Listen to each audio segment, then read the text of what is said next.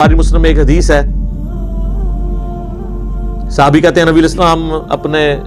گھوڑے یا خچر یا گدھے پہ سوار تھے، ایک پینڈو شخص آیا، آپ نے اپنے گردن پہ وہ ایک چادر رکھی ہوئی تھی، اوڑی ہوئی تھی،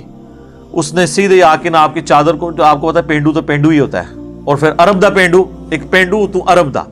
اعرابی، اس نے سیدھی آ کے چادر یوں کھینچی،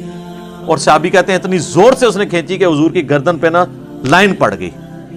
اس چادر کی وجہ سے، اور کہتا ہے کہ اے محمد جو کچھ اللہ نے تمہیں دیا اس میں سے ہمیں بھی کچھ دو،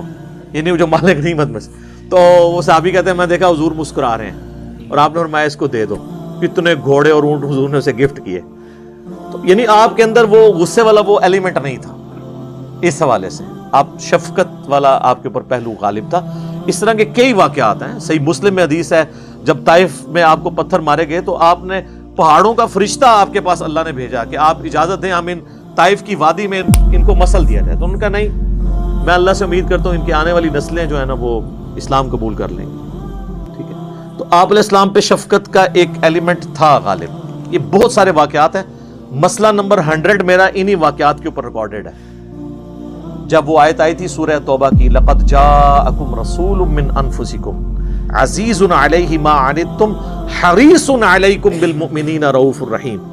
نبی علیہ السلام مومنین کی جانوں سے بڑھ کر ان کا خیال رکھنے والے ہیں اور ان پر رؤوف بھی ہیں اور رحیم بھی ہیں۔ بخاری اور مسلم دونوں میں حدیث ہے، انس ابن مالک کہتے ہیں میں نے 10 سال حضور کو وضو کروایا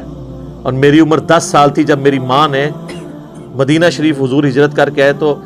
مجھے حضور کے سامنے لے گئیں اور کہا کہ یہ میرا بیٹا ہے انس، تو یہ آپ کی خدمت کیا کرے گا۔ 10 سال کا بچہ کیا ہوتا ہے؟ تو کہتی میں تو بچہ تھا، کبھی حضور مجھے کسی کام سے بھیجتے تو میں جا کے بچوں میں کھیلنا شروع کر دیتا، میں کام ہی بھول جاتا۔ حضور نے کبھی مجھے ڈانٹا نہیں، کبھی آپ نے یہ نہیں مجھے کہا 10 سالوں میں تو نے یہ کیوں کیا اور یہ کیوں نہیں کیا۔ زیادہ سے زیادہ باہر تشریف لاتے تو آپ علیہ السلام میرے پیچھے کھڑے ہو جاتے، پیار محبت کے ساتھ یوں کبھی ہاتھ رکھ لیا آنکھوں پہ اور کہا، آپ پیار سے بھی اس سے انہیں انیس کہہ کے پکارتے ہیں، جیسے ہم وہ نک نیم رکھ دیتے ہیں نا، ٹھیک ہے، کسی کا نام ذوالفقار ہے تو پیار سے زلفی کہہ دیا اسے، اس طرح نام تھا